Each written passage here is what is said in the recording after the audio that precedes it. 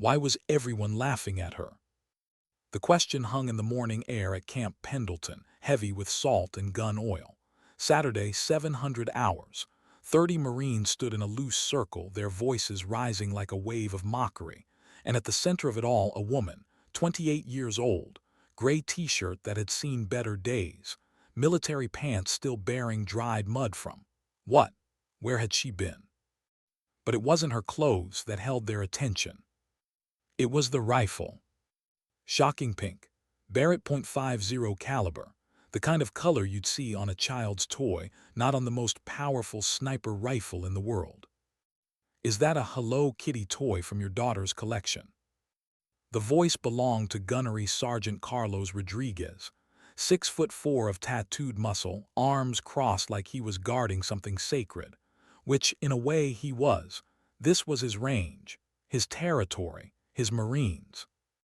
And this woman with her pink rifle, she didn't belong here. The laughter spread like wildfire through Camp Pendleton Range. 30 voices, 30 opinions, all of them certain, all of them wrong. But they didn't know that yet. Rachel Mitchell stood there, her hands trembling as she set the bright pink rifle down on the metal table. Not trembling from fear. That's what they thought, of course. That's what everyone always thought. But Master Sergeant Jake Sullivan, standing near the ammunition station, recognized something different in that shake. Combat tremor. The telltale sign of nerve damage, the kind you get from, well, from things most Marines only hear about in briefings.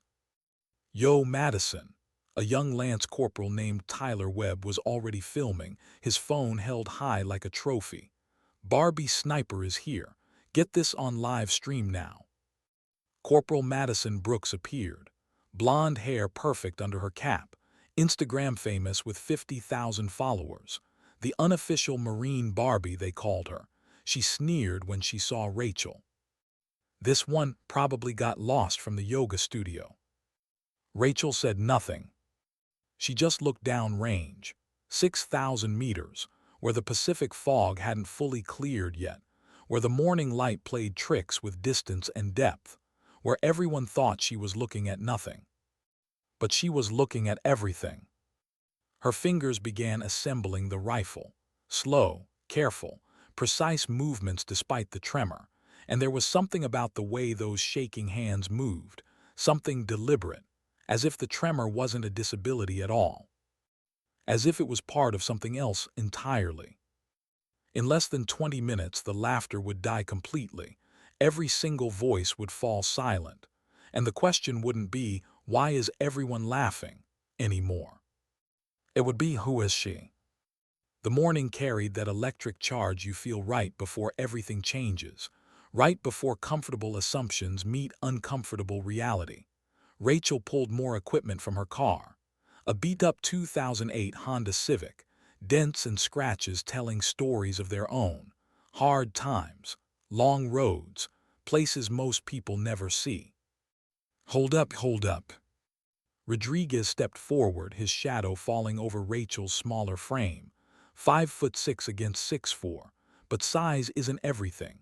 She'd learned that a long time ago. You seriously bringing that cotton candy piece of garbage to a Marine range? His voice carried across the crowd, performing, playing to his audience. What's next? Unicorn stickers. Fresh laughter erupted. Madison was already going live, her phone capturing everything. Okay, family, she spoke with practiced enthusiasm. You're about to witness what happens when civilians think they can play with the big boys. This woman just showed up with a pink, I kid you not, pink rifle to a Marine qualification. 2,000 viewers within minutes, comments flooding in, laughing emojis, cruel predictions. Staff Sergeant Derek Miller pushed through the crowd, 15 years handling military firearms, self-proclaimed weapons expert. His eyes caught something odd about the rifle's upper receiver. The pink paint wasn't just coating, it was concealing complex modifications he'd never seen before. But before he could say anything, Tyler Webb's voice cut through. $20 says she drops it before she even gets to the firing line. already collecting bills from eager Marines. Look at those hands shaking like she's got Parkinson's. Rachel continued her methodical setup, brown hair catching the morning sun, golden highlights gleaming. Her tremor maintained its steady rhythm, exactly 4.7 seconds between pauses, though no one noticed this precision yet. She pulled out specialized shooting glasses from her bag, the kind with subtle augmented reality features, the kind most people wouldn't recognize. Sullivan watched from his position. Something about her stance bothered him, not in a negative way, in a familiar way, scratching at his memory. Afghanistan, 2012. A forward operating base under siege. Someone had moved like that before. Someone who'd saved his unit with impossible shots through a sandstorm. But that was years ago, and that person was supposed to be dead. Rachel's fingers found her dog tags hanging inside her shirt, the serial number worn, partially illegible from years of wear. She touched them briefly, a gesture so small most missed it.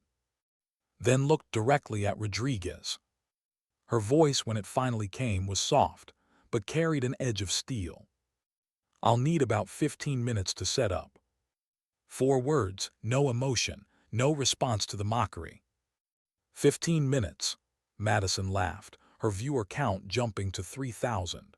"Honey, you could have 15 hours and you still wouldn't hit anything past 100 meters with those shaky hands and that toy gun." Tyler Webb moved closer for a better camera angle.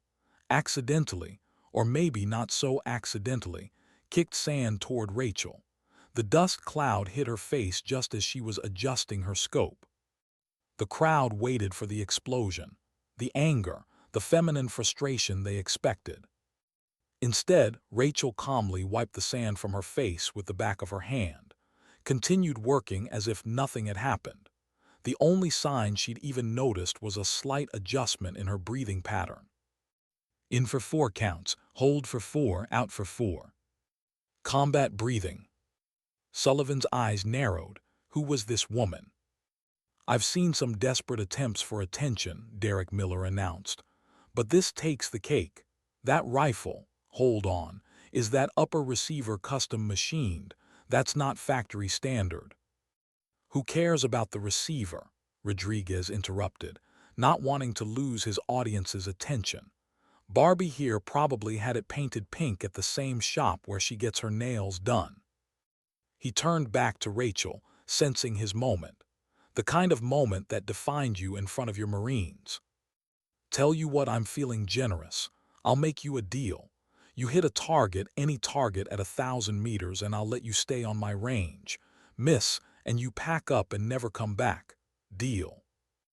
Rachel looked up from her scope adjustments, her brown eyes meeting Rodriguez's with an intensity that made him unconsciously shift his weight.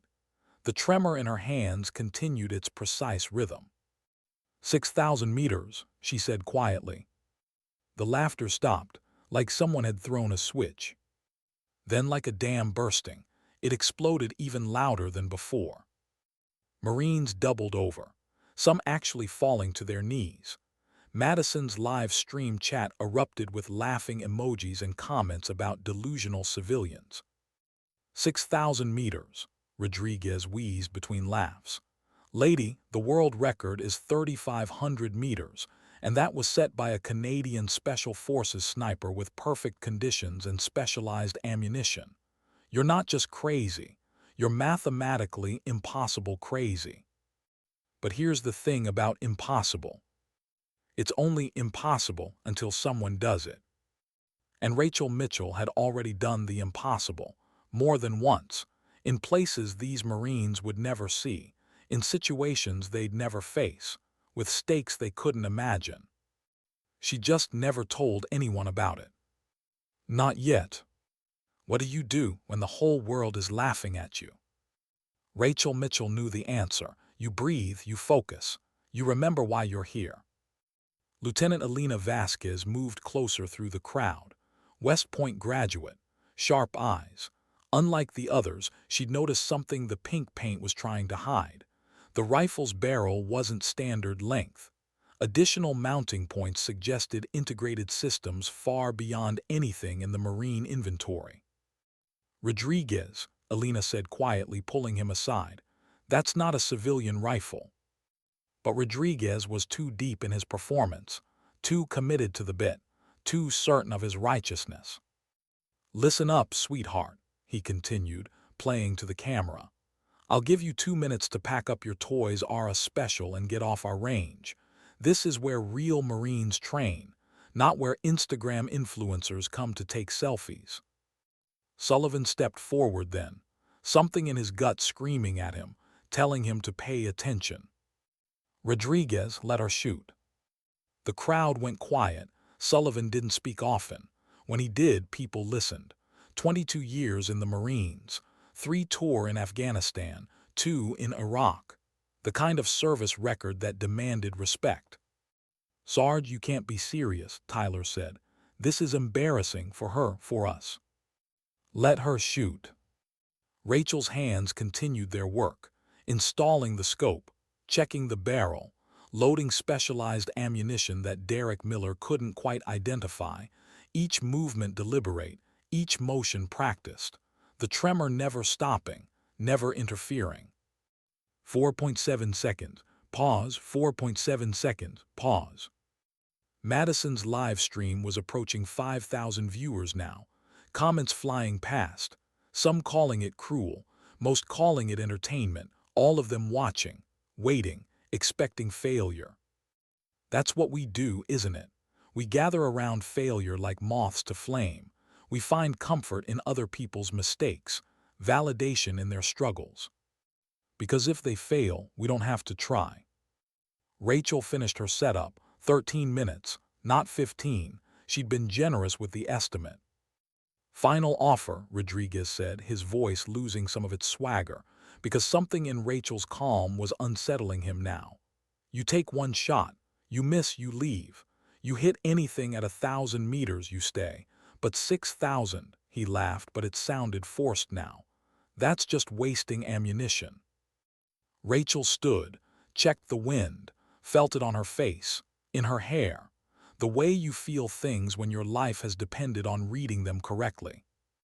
"I'll need spotters at 3,000 and 5,000 meters, she said calmly, "and someone to verify the target hit, video evidence, multiple angles."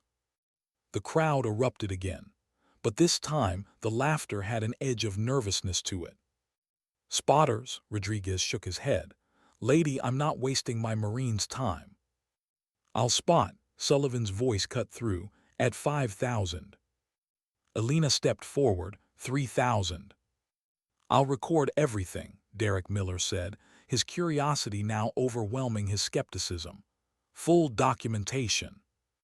Rodriguez looked around at his Marines, at Sullivan and Alina and Miller all taking this seriously, at Madison's live stream now approaching 10,000 viewers, at Tyler Webb still filming everything.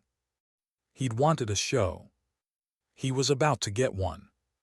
"Fine," Rodriguez said, "but when you miss, you don't come back, ever, and you buy beer for the whole unit." Rachel nodded once, then walked to the firing line. The tremor continued, 4.7 seconds, pause, 4.7 seconds, pause.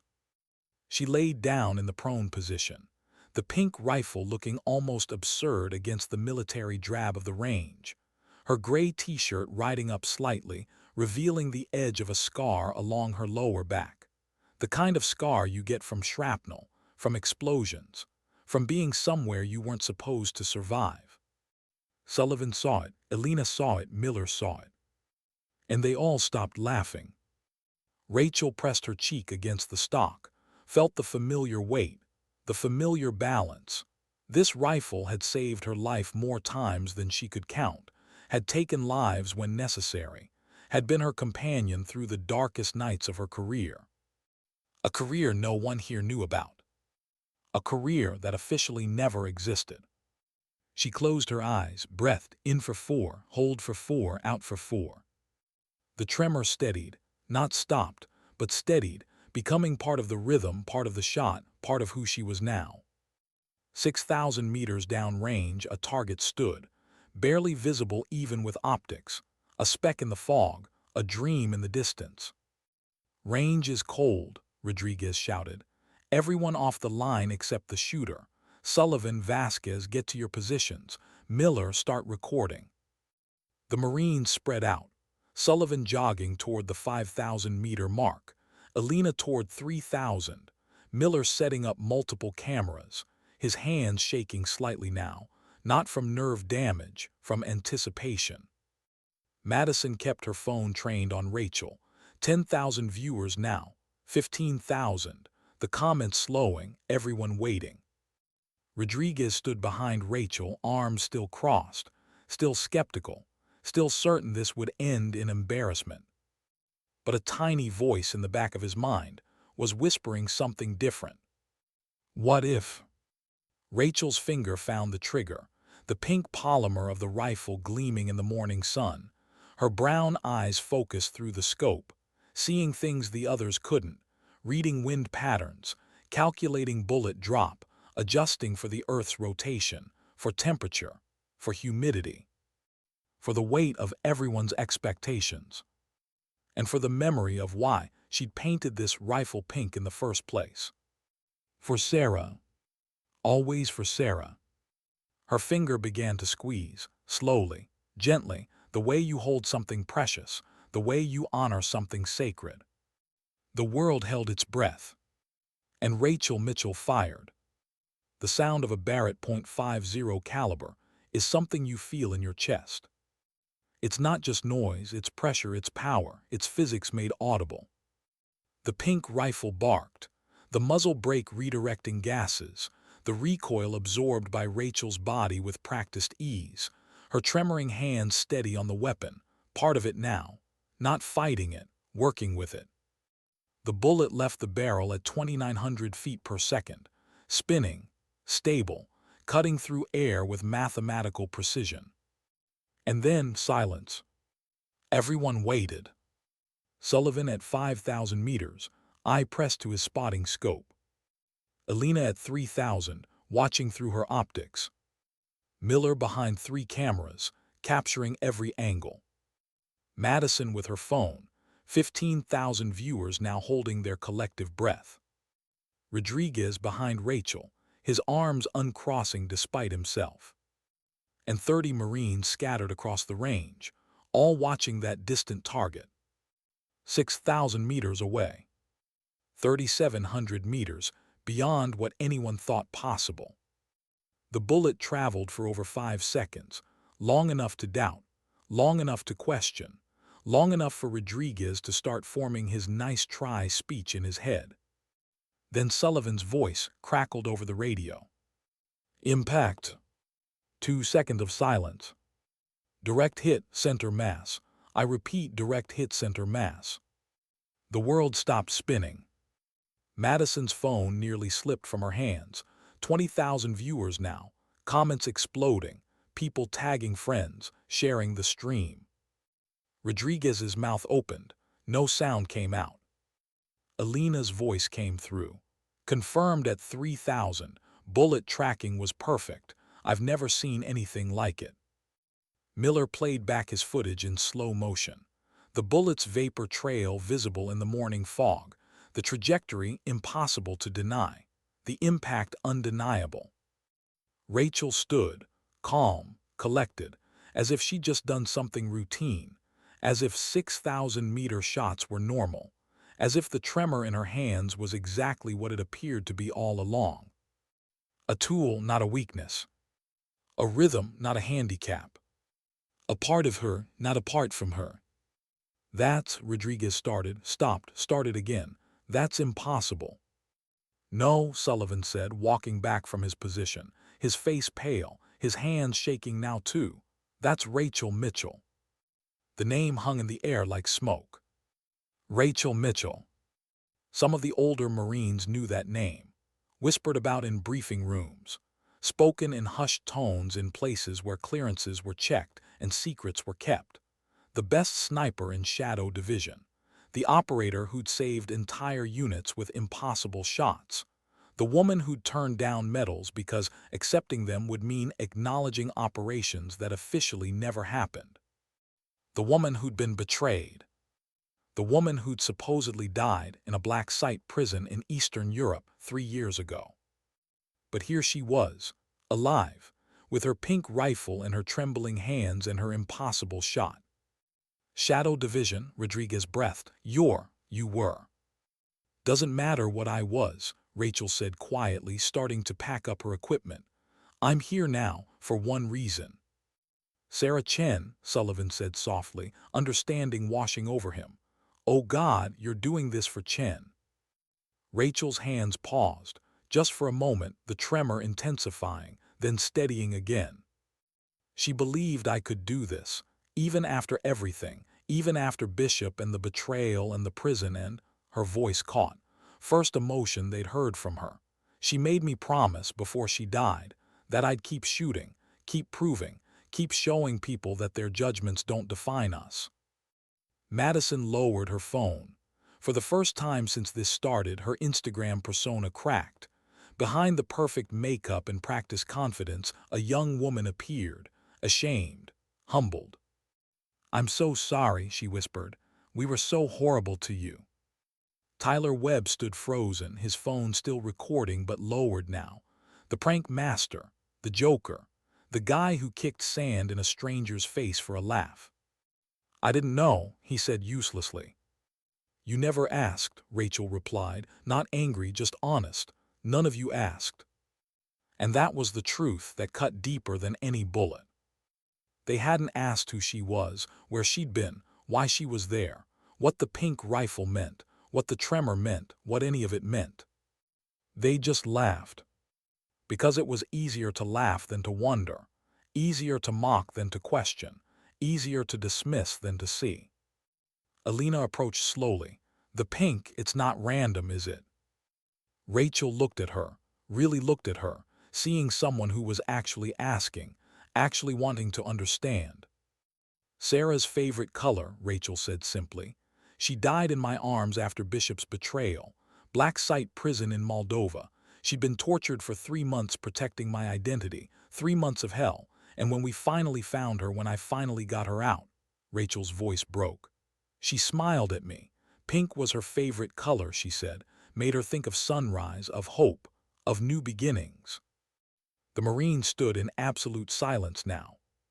She made me promise to paint my rifle pink, said it would be armor, said people would underestimate me because of it, and she was right. Rachel looked around at the 30 faces. You all did. You saw the color and decided who I was, what I could do, what I was worth. Rodriguez removed his cap, ran a hand through his hair, a gesture of respect, of surrender. I was wrong, he said, the hardest words for a man like him to say. We were all wrong. Yes, Rachel agreed. You were, but that's not why I'm here. She pulled something from her bag, an envelope, worn, stained, addressed to Camp Pendleton Range Command. Sarah wrote this before she died. It's a training proposal, a program to teach advanced long-range shooting using non-traditional methods, using disabilities as advantages, using difference as strength, using what people see as weakness to develop new techniques. She handed the envelope to Sullivan. She wanted Marines to have access to this, to learn what Shadow Division learned, that the best operators aren't always the ones who look the part, that the most dangerous weapons aren't always the ones everyone recognizes, that sometimes, Rachel's voice steadied, sometimes the pink rifle is the deadliest one on the range. Sullivan opened the envelope with shaking hands. Inside, detailed training protocols, biomechanical analysis, psychological frameworks, years of research condensed into a program that could change how the Marines approached marksmanship forever. This is, he looked up at Rachel, this is revolutionary. This is Sarah's legacy, Rachel corrected. I'm just here to deliver it and to prove it works. 6,000 meters, in front of witnesses, on video, undeniable. Madison's live stream had reached 50,000 viewers now. The comments had changed. No more laughing emojis. No more cruel jokes. Just questions, wonder, respect. And maybe, just maybe, a little shame. What happens after you shatter someone's world? The Marines of Force Recon stood around Rachel Mitchell like children caught in a lie, which, in a way, they were. They'd lied to themselves about who she was, what she represented, what she could do. And she'd just proven every lie wrong with a single shot. "I need to make some calls," Rodriguez said quietly, his swagger gone, his certainty shattered. "If this training program is legitimate, if what you're saying is real." He looked at Rachel with new eyes. "This could change everything."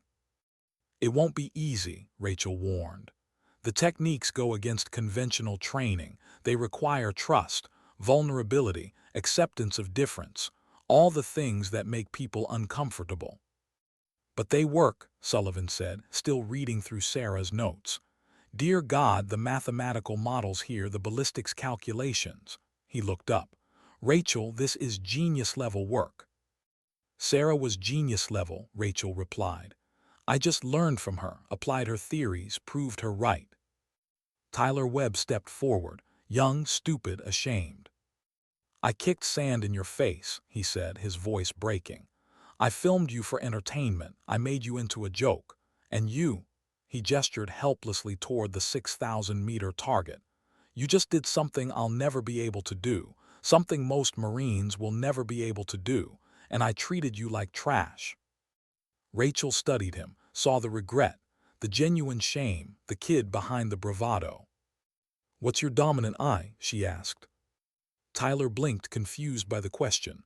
"A right eye, why?" "And your shooting stance, show me." Confused, Tyler moved into his standard firing position. Rachel circled him slowly, professional, clinical, the way a surgeon examines a patient. "Your left shoulder sits higher than your right, probably from an old injury, football." "Wrestling," Tyler admitted. "Separated shoulder my junior year." "And you've been compensating ever since, tilting your head to bring your eye to the sight instead of bringing the sight to your eye. It's affecting your accuracy at range, probably adding half an inch of deviation per 100 meters." She pulled a notebook from her bag, started sketching. "If you adjust your stance like this," she demonstrated, her tremoring hands somehow perfectly steady when teaching, "and rotate your torso 3 degrees more toward the target, you'll compensate for the shoulder asymmetry naturally. Your accuracy should improve by 20% within a week." Tyler stared at her, then at the notebook, then back at her. "After everything I did to you, you're helping me." "Sarah would have," Rachel said simply. "She believed everyone deserves to be their best, even people who don't deserve it yet." The word hit like a punch. Yet, not that they didn't deserve it, that they didn't deserve it yet, implying growth, implying change, implying hope. Madison approached next. Her phone finally lowered, her perfectly curated Instagram face replaced with something more real. "I streamed your humiliation to 50,000 people," she said. "I made you into entertainment. She swallowed hard. "I'm everything Sarah's program is designed to combat. The judgment, the prejudice, the surface-level assessment." "Yes," Rachel agreed, not meanly, just honestly. "I want to help," Madison said. "With the program, with whatever you need. I know I don't deserve." "Yet," Rachel interrupted. "You don't deserve it yet, but you could. If you choose to grow instead of defend, if you choose to change instead of justify." Madison nodded, tears streaming down her perfect makeup. Alina had been silent through all of this, watching, processing, understanding things the others hadn't seen yet. "You're not staying, are you?" she asked Rachel quietly. Rachel shook her head. "I delivered Sarah's program, proved it works. That's what I promised her. What happens next is up to the Marines, up to people like Sullivan who see the potential, up to people like Rodriguez who can swallow their pride, up to people like you who can implement change." "But you could teach it," Alina pressed. "You could revolutionize military marksmanship. You could." I could spend the rest of my life being Rachel Mitchell, the sniper with the tremor and the pink rifle, Rachel interrupted. Being a symbol, being a story, being defined by one impossible shot. She looked around at the Marines, at the range, at the life she'd left behind. Or I could honor Sarah by moving forward, by being more than what happened to me, more than what people think of me, more than the 6,000-meter shot. Sullivan understood. He'd seen enough damaged operators to know the look, the weariness, the weight. "Where will you go?" he asked gently. "Somewhere people don't know about Rachel Mitchell," she said. "Somewhere the tremor is just a tremor. Somewhere the rifle is just a rifle. Somewhere I can figure out who I am when I'm not proving people wrong." Rodriguez stepped forward, drew himself to attention, saluted. "Thank you," he said formally, "for the lesson, for the humility, for showing us we still have so much to learn." One by one, the other Marines followed. 30 salutes, 30 acknowledgments, 30 apologies without words. Rachel returned the salute, her tremoring hand steady at her brow, holding the position with perfect discipline. Then she lowered her hand, packed the last of her equipment, lifted the pink rifle. "The program works," she said to Sullivan. "Sarah proved it mathematically. I proved it practically. Now you need to prove it permanently. Teach Marines that different doesn't mean deficient, that unconventional doesn't mean ineffective, that sometimes the most powerful weapons come in unexpected packages."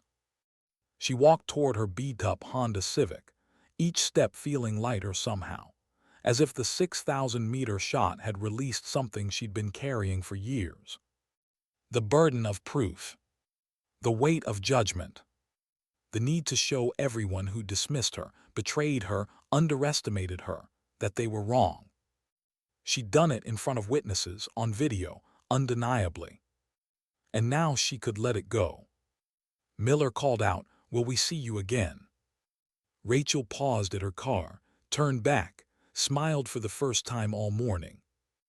"If you implement Sarah's program, if you actually change how the Marines think about ability and disability, if you make Camp Pendleton a place where pink rifles and tremoring hands are seen as assets instead of liabilities."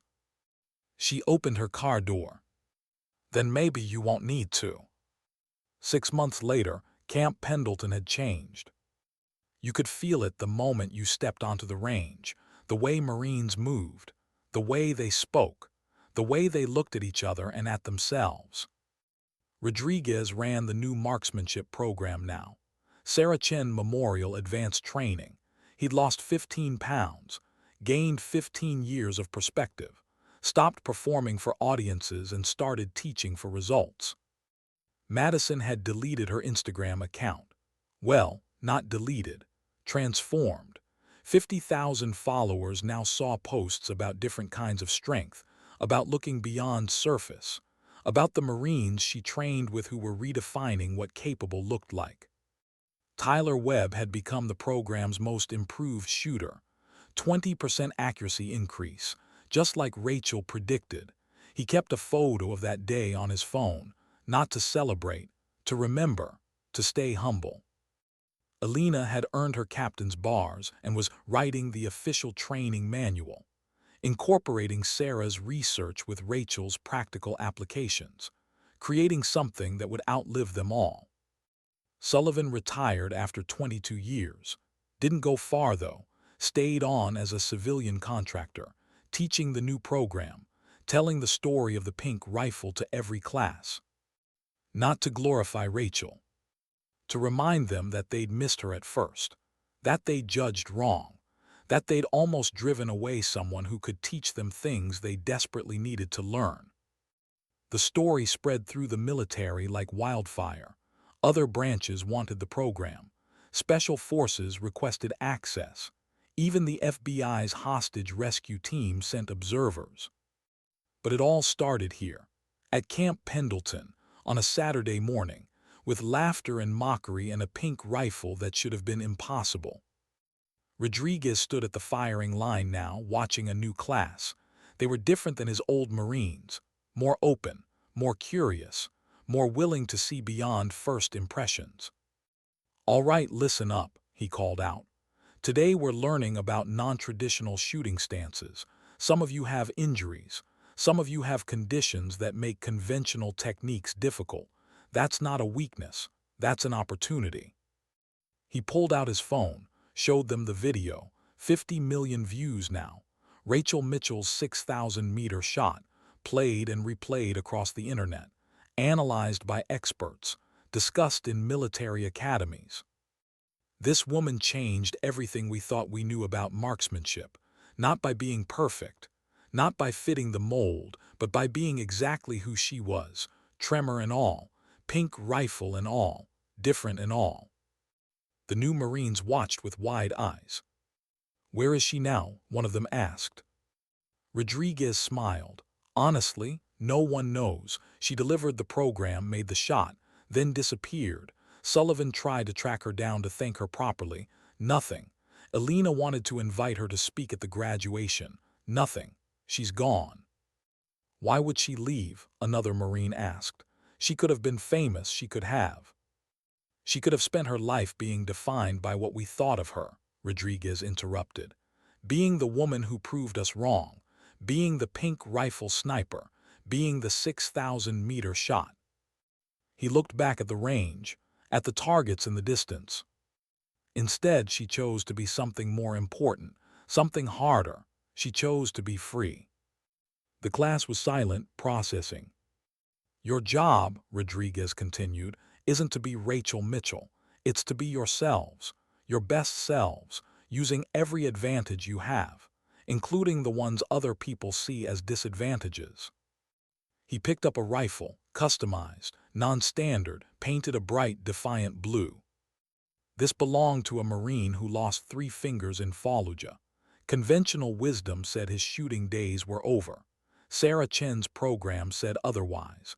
He's hitting targets at 2,000 meters now, with 7 fingers, because he stopped trying to shoot like everyone else and started shooting like himself. He handed the rifle to a young corporal with a prosthetic arm. "Your turn not to be Rachel Mitchell, not to match her shot, just to be you, prosthetic and all, different and all, capable and all." The corporal took the rifle, adjusted the grip, found her stance, and fired. Not 6,000 meters. She wasn't ready for that, maybe never would be. But 800 meters, center mass, clean hit. The class erupted in applause, not mocking, not surprised, just genuine celebration of someone doing what they thought they couldn't. Rodriguez nodded approval. That's what Rachel Mitchell taught us, not that she was extraordinary, that we're all extraordinary when we stop judging ourselves by other people's standards. He looked back at his phone one last time, at the video of the pink rifle barking, at Rachel's calm face, at the impossible becoming possible. "She gave us the tools," he said quietly. "Now we have to do the work." That night, Sullivan sat in his apartment going through old files, things he'd kept from his Shadow Division days, classified documents that technically didn't exist. He found the mission report from Afghanistan 2012, the forward operating base under siege, the impossible shots through the sandstorm that saved his unit. The sniper's designation, Angel 6. Real name, Rachel Mitchell. He'd known, the moment he saw her at the range he'd known, but he'd stayed silent, let her tell her story her way. Now he pulled out a pen, wrote a letter he knew she'd never receive. "Dear Rachel asterisk. You changed us, not with the shot, with the choice. You could have made us feel small, could have weaponized your skill against our mockery, could have destroyed our confidence and walked away victorious. Instead, you taught us, helped Tyler improve his stance, guided Madison toward better use of her platform, gave Rodriguez a second chance at leadership, showed Elena what real strength looks like. Sarah would be proud, not of the 6,000-meter shot, of the mercy, the grace, the refusal to let our worst moments define us. Wherever you are, whatever name you're using now, Whoever you've chosen to be beyond Rachel Mitchell and the pink rifle, thank you. For proving that dignity doesn't need to announce itself. That strength doesn't need to explain itself. That sometimes the most powerful thing you can do is show people they were wrong, and then help them be better. Semper Fi asterisk. Jake Sullivan. He folded the letter, put it in an envelope, didn't address it, just tucked it into his desk drawer. Some messages aren't meant to be delivered. Some messages are just meant to be true. 3 years after the shot heard around the military world, a small coffee shop in Portland, Oregon, had a peculiar decoration behind the counter. A pink rifle mounted on the wall, not loaded, not functional, just there. Most customers didn't ask about it. Those who did got a smile and a vague answer. Gift from a friend. Reminder to be different. Symbol of second chances. The owner of the shop was quiet, kept to herself mostly, made excellent coffee, had a slight tremor in her hands that made the latte art interesting, never quite the same pattern twice. Her name tag said Sarah, but the baristas knew that wasn't her real name, just like they knew not to ask questions, just like they knew that sometimes, late at night after closing, she'd stand in front of that pink rifle and cry. Not sad tears. Memory tears. The kind you shed when you've survived something that should have destroyed you, when you've honored a promise that cost everything, when you've proven your point and earned your peace. A young veteran came in one day, combat boots, desert tan jacket, 1,000-yard stare that never quite goes away. He looked at the pink rifle for a long time. That's a Barrett, he said finally. 50 caliber, custom modifications, specialized optics mounting. Sarah nodded, pouring his coffee. I know a story about a pink rifle, he continued. Everyone in the military knows that story. 6,000-meter shot at Camp Pendleton. Changed everything we thought we knew about marksmanship, about ability, about judgment. It's a good story, she replied softly. The woman who made that shot disappeared afterward, never gave interviews, never capitalized on the fame, just vanished. He looked at her, really looked at her. Almost like she wanted to be someone else, someone new, someone free. Their eyes met, his knowing, hers warning. Coffee shops are good for fresh starts, he said carefully. No one asks who you used to be, just who you are now. Exactly, she agreed. He paid, left a generous tip, paused at the door. For what it's worth, that program you created, Sarah Chen's program, they're teaching it at my base now, changed my life. I was going to medical discharge after I lost partial hearing in my right ear, thought I couldn't shoot anymore. He tapped his ear. Turns out being deaf on one side just means I learned to shoot differently, better in some ways. Tears formed in her eyes. She'd be glad, she whispered. Sarah, she'd be so glad. I think, he said gently, she already is. After he left, Rachel stood alone in her coffee shop, surrounded by the life she'd chosen, the normalcy she'd earned, the freedom she'd fought for. No more proving, no more judgment, no more weight of everyone's assumptions pressing down on her shoulders. Just coffee, and quiet, and a pink rifle on the wall to remind her where she'd been. And a tremor in her hands that no longer felt like a curse. Just a rhythm, a reminder, a metronome of survival. 4.7 seconds, pause, 4.7 seconds, pause. The beat of a heart that refused to stop. The tempo of a life that refused to be defined by other people's limitations. The cadence of a woman who made one impossible shot and earned the right to be impossible no more. Just human, just Sarah, just free. That evening, as she locked up the shop, her phone buzzed. Unknown number. She almost ignored it, then saw the message. The program is now mandatory at every Marine base. Sarah's name is on every manual. Her theories are saving lives and changing minds. You kept your promise. No signature, no name, but she knew who it was from. She typed a reply. Tell them to keep teaching, keep growing, keep seeing beyond first impressions. That's what she would have wanted. She paused, then added one more line. And tell Rodriguez he did good. They all did good. They chose to grow. That's all that matters. She hit send, then deleted the message thread, turned off her phone. Tomorrow she'd be Sarah again, coffee shop owner, latte artist, quiet neighbor who helped elderly customers carry their groceries and gave free coffee to homeless veterans. But tonight, just for a moment, she let herself be Rachel Mitchell one last time. The woman who painted her rifle pink because her best friend loved sunrise. The woman who made an impossible shot because impossible was just another challenge. The woman who taught 30 Marines that judgment is easy, but growth is hard, and choosing growth when judgment is easier.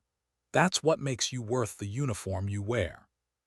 She looked at the pink rifle on the wall, smiled, touched her dog tags one last time, then tucked them away forever.